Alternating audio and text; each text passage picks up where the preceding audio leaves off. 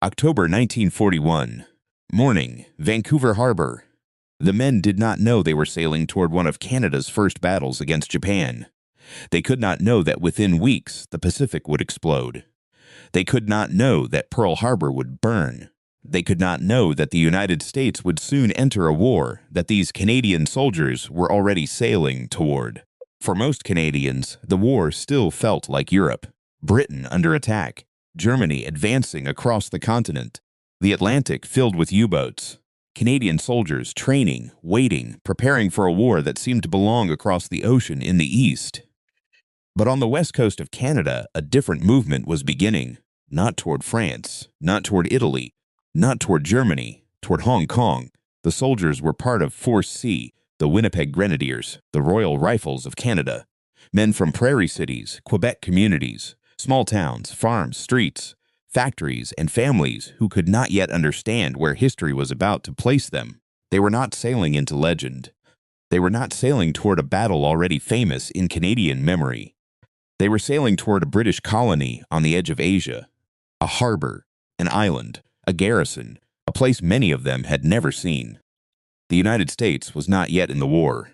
Pearl Harbor had not yet been attacked. Japan had not yet unleashed its full Pacific offensive, but the storm was already forming. Across Asia and the Pacific, power was shifting. Assumptions were beginning to fail, and Hong Kong, sitting close to Japanese-held territory, would soon become one of the first places where the old world cracked open.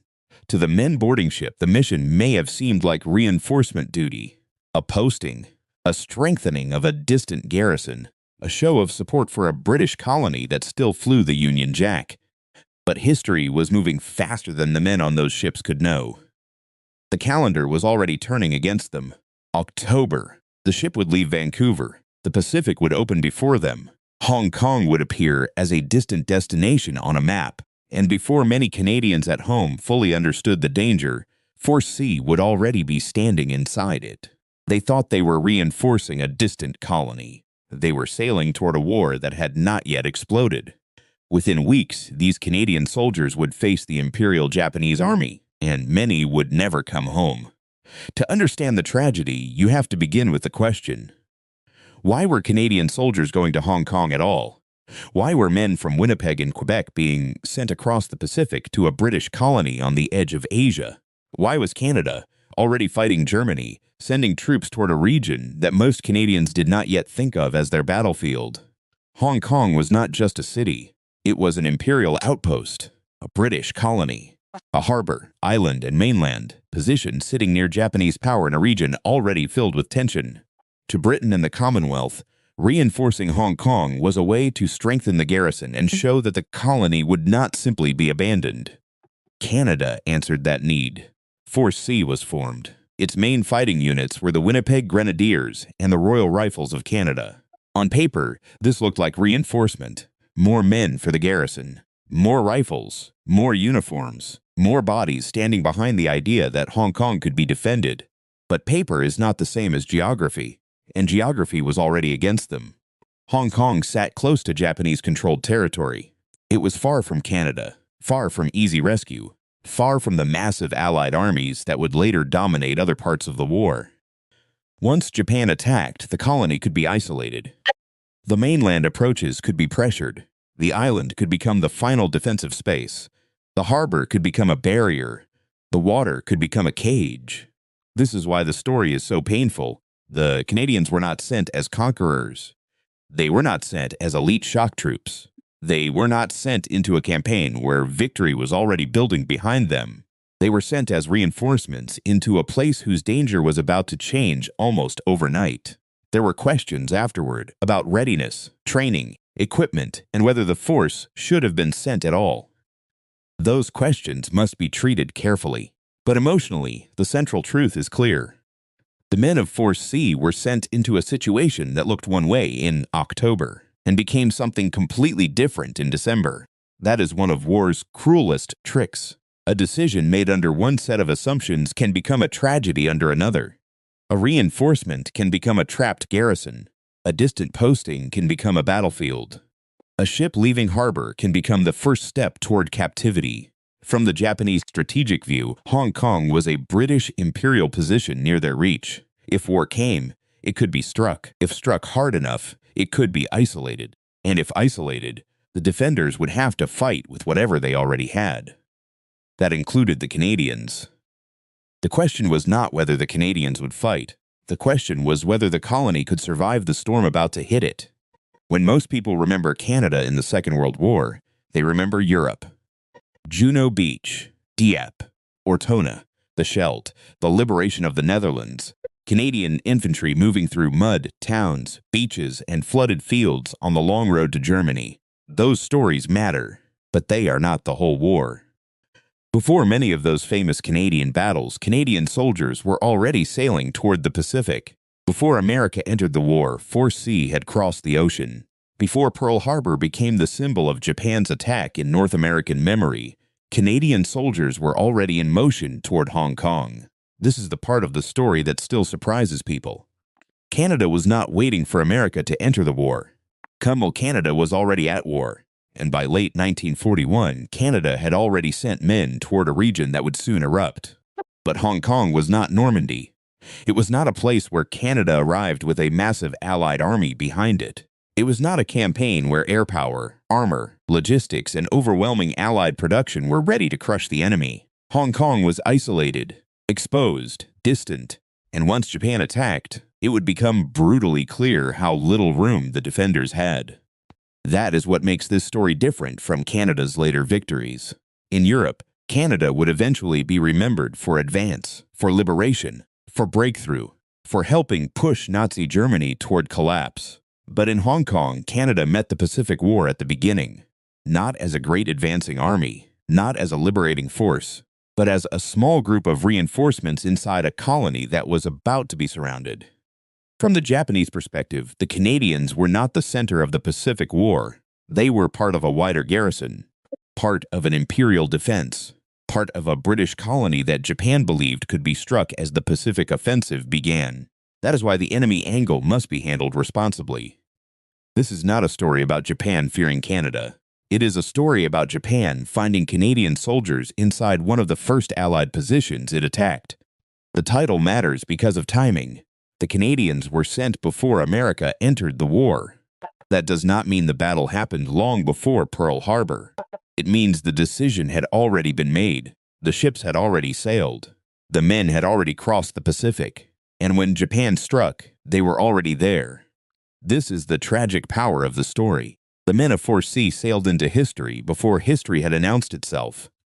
They were not heading toward a famous Canadian victory. They were heading toward one of Canada's first and darkest Pacific sacrifices. Before Canada became famous for liberation in Europe, Canadian soldiers were already sailing into Japan's opening Pacific trap. Hong Kong was not just a dot on a map. It was a harbor, a city, an island, a piece of British power sitting on the edge of Asia, and by late 1941, it was also a place living under a shadow. To understand what happened to Force C, you have to understand the ground they were sent to defend. Hong Kong was shaped by water, the mainland, the harbor, the island, the hills, the roads twisting through steep terrain, the narrow spaces where movement could be trapped, watched, and broken. From far away, it could look like a colony. From a headquarters map, it could look like a fortified position. But in wartime, geography can become fate.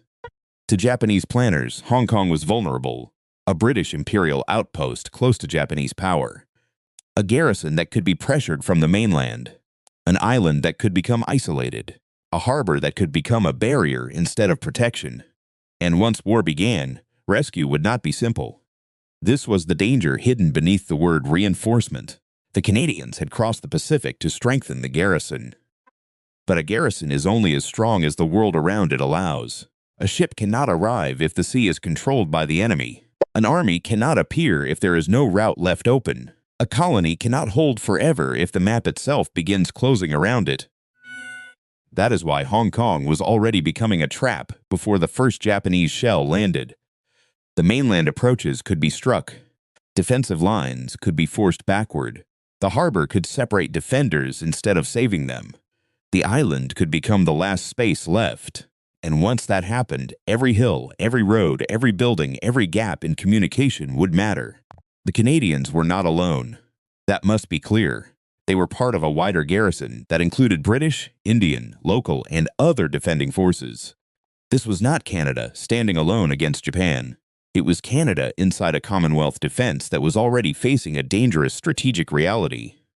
But for the Japanese army, the larger picture was simple. If Hong Kong could be isolated, it could be attacked. If the mainland defenses could be broken, the defenders could be pushed toward the island. If the island could be invaded, the garrison could be forced to surrender. The plan did not require Hong Kong to be defeated in one blow. It required pressure, more pressure, then collapse. This is where the title begins to feel heavier. The Canadian soldiers had been sent before America entered the war, but they had not been sent into an empty Pacific. They had been sent into a region already balanced on the edge of disaster. The storm had not yet broken, but the clouds were already there. The Canadians had crossed the Pacific to reinforce a garrison. Geography was already turning that garrison into a cage. November 1941.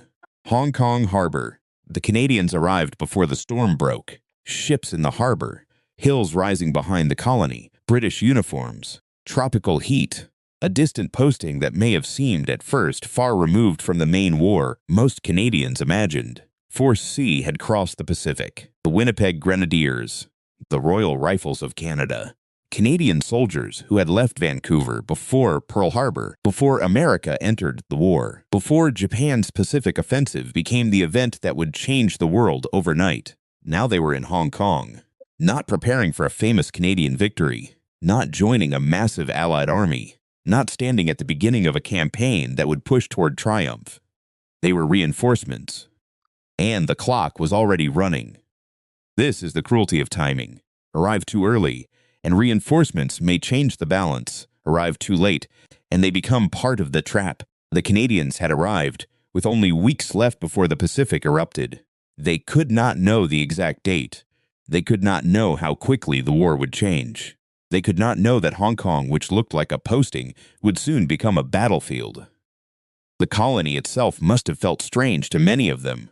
A place of steep roads, harbor water, military posts, crowded streets, humid air, and hills that would soon become defensive ground. The men had crossed from Canada into a world where the war looked different. No snow, no European villages, no German front, no Atlantic convoy. Instead, Asia, Japan, the Pacific, and a British colony sitting dangerously close to enemy power. From the Japanese operational view, Canadian arrival did not fundamentally change the map. That is the difficult truth. More soldiers had arrived. The garrison was stronger than before. But Hong Kong was still isolated, still close to Japanese attack, still difficult to reinforce once the war began, still vulnerable to the kind of offensive Japan was preparing. The Canadians were not useless. They were not irrelevant. They would fight. They would suffer. They would become part of the defense. But they could not move Hong Kong farther from Japan. They could not create a rescue fleet. They could not change the geography. They could not stop December from coming. This is what makes Force C's arrival so haunting. The men had reached their destination, but they had not arrived early enough to change what was coming. The trap was not fully closed yet, but the shape of it was already visible. The harbor, the hills, the mainland approaches, the island, the enemy nearby, and the Pacific, still quiet for a few more days, holding back the storm. They had arrived in Hong Kong, but history was already moving faster than they could escape. December 8, 1941, dawn, Hong Kong. The first explosions told the Canadians that the world had changed overnight. Japan had moved, not in one place, everywhere. Across the Pacific, Allied positions were being struck with terrifying speed. Pearl Harbor was burning. Malaya was under attack. The Philippines were in danger, and Hong Kong, isolated and exposed, was now inside the same storm. For the Canadians, the shock must have been brutal. Only weeks earlier, they had sailed from Vancouver as reinforcements, before America entered the war, before Pearl Harbor became the symbol of Japan's attack in North American memory, before the Pacific became a battlefield everyone could see. Now they were standing inside it. This is the careful truth behind the title. The Canadians had not fought Japan long before America entered the war. They had been sent before America entered. They had sailed before the world changed. And when Japan attacked, they were already there. That is what makes the story so painful. The decision came before the storm. The battle came with the storm, and the men of Force C were caught inside it. From the Japanese side, Hong Kong was part of a wider offensive, a British imperial position, a colony close enough to strike, a garrison that could be isolated. The enemy expected momentum, pressure, collapse. The opening Pacific offensive was moving fast, and Hong Kong was one more point to be forced into submission. The first phase was not cinematic clarity. It was confusion, bombardment, orders, movement, rumors, aircraft, artillery. Men trying to understand whether the attack they had been warned about had finally arrived. And for the Canadians, the distant posting became a real war in a single morning. The defenders had to fight with what was already there. No sudden army would appear behind them. No great Allied fleet would arrive in time. No easy road back to Canada existed. Hong Kong would have to stand with the men already inside it. British, Canadian, Indian, local, and others who had been placed into a defense that was now being tested by the full weight of Japan's opening assault. The Japanese expected the colony to shrink. The mainland positions would be pressured. The defensive lines would be forced back. The island would become the final space, and as the first hours became days, that expectation began turning into reality. The Canadians had been sent before America entered. Now they were trapped inside the war that brought America in. And the first sign of what was coming was the mainland beginning to fall back. After the first shock came the pressure, relentless pressure. The Japanese advance began to turn Hong Kong from a colony into a shrinking battlefield. On the mainland side, defensive positions were tested, struck, and pushed. The old lines that were supposed to delay the enemy now had to face the full force of Japan's opening Pacific offensive. From the Japanese point of view, the pattern was beginning to confirm itself. The defenders were falling back. The colony was narrowing. The initiative belonged to Japan. Hong Kong was not collapsing in one instant. It was being compressed, road by road, position by position, day by day. For the Canadians inside the garrison, this was no longer reinforcement duty. It was war under isolation. Orders moved through confusion. Positions changed. Rumors moved faster than certainty. The enemy was no longer an abstract threat somewhere beyond the map. He was closer each day. The Canadians were part of a wider defense. British troops, Indian troops, local volunteers, garrison units, all fighting inside a strategic reality that was becoming more dangerous by the hour. This is important. Force C did not defend Hong Kong alone, but the Canadians were trapped inside the same shrinking world as everyone else. The Japanese expectation was simple: pressure the mainland, force withdrawal, compress the defenders, turn the harbor into separation, then make the island the final battlefield. And as the mainland fell back, that expectation began to become reality. The harbor had once seemed like protection, a body of water separating the island from the mainland. But in war, protection can change meaning. Water can become a wall, a barrier, a distance that cannot easily be crossed by friends, a trap once the enemy prepares to cross it. This is where the psychological weight of Hong Kong begins to deepen. The defenders were not retreating toward safety. They were retreating toward the last space left. The island, the hills, the roads, the buildings, the places where the final phase would be fought. For the Japanese command, the campaign seemed to be moving in the direction they wanted. For the Canadians, the map was becoming smaller. Canada was far away. The Pacific was closed behind them. The United States had only just been brought into the war. No rescue would arrive in time. This is the moral turning point. Not the moment every man knew the ending, but the moment the defense began to feel less like a campaign and more like a narrowing cage. The mainland was falling back. Soon, the last defense would be an island.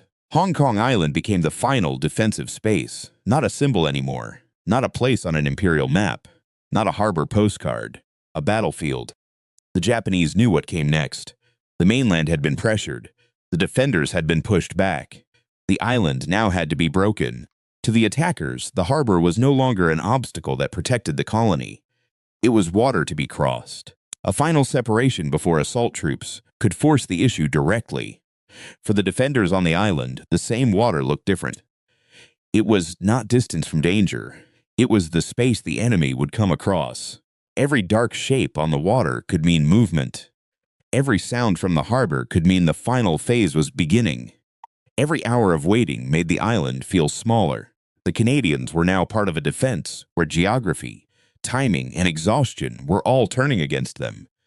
They were not standing in wide-open country. They were inside an island of hills, roads, gaps, buildings, slopes, and shadows, a place where units could lose contact, where roads could become ambush points, where a ridge could decide who lived and who vanished into confusion. This was tactical adaptation under the worst conditions. Not elegant maneuver. Not a planned offensive. Survival. Holding ground with imperfect information. Moving through darkness. Trying to understand whether the enemy was ahead, behind, or already between positions. From the Japanese perspective, the final phase seemed close. The island was isolated. The garrison was exhausted. The defenders had fewer options. If assault troops landed successfully, the battle could be forced into its last stage. But the island still had to be taken physically, hill by hill, road by road, position by position. This is where the story becomes more honest than heroic myth. The Canadians were not invincible. They were not enough to save Hong Kong by themselves. They were soldiers inside a wider defense being overwhelmed by a larger strategic reality. But defeat does not erase resistance, and isolation does not mean men simply stop fighting. The island phase turned Hong Kong into close war, the kind fought in darkness, in confusion, in fragments, with incomplete orders, with exhausted men, with positions falling faster than messages could explain. And somewhere across the water, Japanese assault troops were preparing to come ashore. The enemy was no longer somewhere beyond the map. He was crossing the water. Once Japanese troops landed on Hong Kong Island, the battle stopped moving cleanly. On a headquarters map, an arrow can cross water in silence. It can move up a road. It can bend around a hill. It can reach an objective. But soldiers do not move like arrows. They move through fear, smoke, darkness, broken terrain, and the terrible uncertainty of not knowing where the enemy really is. The island became a maze. Roads, ridges, buildings, slopes, gaps, positions that looked connected on a map could feel isolated on the ground. A unit could believe another unit was beside it, only to discover the line had already broken. A message could be sent and never arrive. A road could seem empty until rifles opened from the side. For Japanese infantry, this was the physical work of conquest.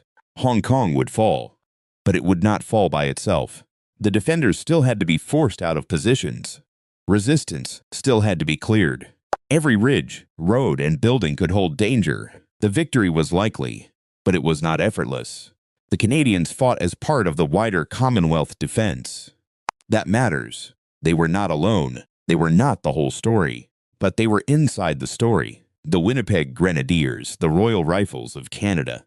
Men who had left Vancouver only weeks earlier and now found themselves fighting in darkness on an island thousands of miles from home. The battle became fragmented. Some positions held longer than expected. Some collapsed. Some men were cut off. Some tried to move through roads that had already become dangerous. Some fought without knowing the larger situation. And all around them, the defense was shrinking. This is where Hong Kong becomes battlefield horror. Not because it was a grand victory. It was not. Not because the defenders had a clear path to success. They did not. But because men kept fighting inside a collapse they could feel happening around them. The Japanese expected the island to break. And it did. But not as an empty place. Not as a clean line erased from a map. It broke through confusion, fire, exhaustion, close movement, and pockets of resistance that still had to be dealt with. For the Canadians, every hour made Canada feel farther away. Home became a memory beyond the Pacific. The war in Europe became another world. The only world now was the island, the next road, the next hill, the next burst of fire, the next man beside them. They had been sent before America entered the war. Now they were fighting inside Japan's opening storm. The colony was falling, but it was not falling silently. Hong Kong would fall, but it would not fall empty. By the final phase of the battle, the outcome was no longer the central question. Hong Kong was going to fall. The Japanese command understood it. The defenders could feel it. The men still fighting on the island were living inside it. But battles do not become less violent just because the ending becomes clear. Sometimes they become more violent. From the Japanese perspective, the campaign had achieved what it needed. The mainland had been forced back. The island had been invaded. The defenders were fragmented. The garrison was exhausted. The colony was collapsing. And yet, even now, the battle still had to be finished, physically, position by position, road by road, hill by hill. This is the enemy realization. Not that Japan feared Canada. That would be too simple, and it would not be responsible without evidence. The realization was colder. Hong Kong would fall, but it would not simply disappear. The defenders still had to be broken. Canadian soldiers were part of that resistance. The Winnipeg Grenadiers, the Royal Rifles of Canada. Men who had sailed before America entered the war. Men who had arrived only weeks before the storm. Men now fighting inside a battle that had already turned against them. They were not winning. That must remain clear. They were not reversing the campaign. They were not saving Hong Kong by themselves. But they were still there. And sometimes, in war, simply still being there changes the emotional reality of the battlefield. For the Japanese infantry, victory still required movement through danger. A ridge that looked empty could still hold defenders. A road could still draw fire. A building could still hide resistance. A position that should have collapsed could still cost men before it was taken. The island became a place of grim certainty. The defenders were losing. The enemy was advancing. The outcome was narrowing. But the cost was not finished. That is what made Hong Kong so dark. Not a clean victory. Not an easy surrender. A battle where defeat and resistance existed at the same time. This is the responsible way to understand the enemy's view. Japan had momentum. Japan had superiority. Japan would win the battle. But the defenders of Hong Kong, including the Canadians, still had to be forced into surrender. And for those Canadians who survived, surrender would not mean rescue. It would mean the beginning of another ordeal. The battle was nearly over. But for the Canadians who survived, the worst part had not yet begun. December 25, 1941, Christmas Day, Hong Kong. The battle ended on a day that should have meant peace. But in Hong Kong, Christmas did not sound like bells. It sounded like surrender. The garrison could no longer continue. The colony had been bombed, pressed, invaded, cut apart. The mainland had been forced back. The island had been breached. The defenders were exhausted. Hong Kong fell. For the Canadians, the meaning was devastating. Only weeks earlier, many had left Vancouver believing they were reinforcing a distant colony. Before America entered the war, before Pearl Harbor, before the Pacific became a battlefield in the minds of millions. Now they were prisoners. Back in Canada, families were still trying to understand what had happened. News traveled slowly. Details came in fragments. A son missing, a husband captured, a brother wounded, a unit shattered. A war that had seemed far away in the Pacific was now inside Canadian homes. For many Canadian survivors, the end of the battle was not the end of suffering. It was the beginning of captivity. Prison camps, hunger, disease, forced labor, abuse, years of uncertainty. This part of the story must be handled with seriousness, not as shock content, not as simple revenge narration, not as a way to turn suffering into spectacle. The Canadian prisoners of Hong Kong endured conditions that marked survivors for life. Some died in captivity. Some returned home physically changed. Some returned with memories that never fully left them. That is why Hong Kong occupies a different place in Canada's Second World War memory. There was no triumphant liberation by Canadian troops there. No flag raised over a freed city. No long advance toward victory. Instead, there was defeat, captivity, silence, and questions that would last for decades. The men of Force C had sailed before America entered the war. They had surrendered on Christmas Day. That line almost sounds too cruel to be real, but it is the emotional shape of the story. A ship leaving Vancouver in October. A garrison reached in November. A war exploding in December. A surrender on Christmas. For the Japanese military, the battle was over. For the prisoners, it had changed form. They had survived the battle. Now they had to survive captivity. Return to Vancouver Harbor. October 1941. The ship leaving the west coast of Canada. The soldiers on board. The families watching. The Pacific ahead. The storm still hidden beyond the horizon. That is where this story began. Not with victory. Not with glory. not with a famous Canadian battlefield everyone already knows. With departure, a decision, a ship moving west before America entered the war. The men of Force C did not sail into legend. They sailed into timing, into geography, into assumptions that collapsed almost as soon as Japan attacked. They sailed into a colony that could be reinforced, but not easily rescued. A garrison that could fight, but not change the map around it. A battle that would end in surrender, then captivity. Canada often remembers its Second World War through Europe, Juno, Ortona, the Scheldt, the Netherlands. Victory, liberation, advance. But Hong Kong asks Canada to remember something harder: defeat, isolation, prisoners, men sent into a Pacific storm before most of the continent understood what was coming. The Winnipeg Grenadiers, the Royal Rifles of Canada. Force C, names that deserve to be spoken with care. Not because they conquered, because they endured. This was not Canada's victory. It was Canada's warning from the Pacific. A reminder that the Second World War was not only fought on the roads to Germany, it was also fought on distant islands, in isolated garrisons, in prisoner camps, and in memories carried home by men who had seen the war from its darkest edges. They sailed before America entered the war. They surrendered on Christmas Day, and for too many Canadians, their story still remains in the shadow of later victories. But Japan's attack did not erase them. Defeat did not erase them. Camel captivity did not erase them. Hong Kong did not become famous because Canada won there. It matters because Canada suffered there.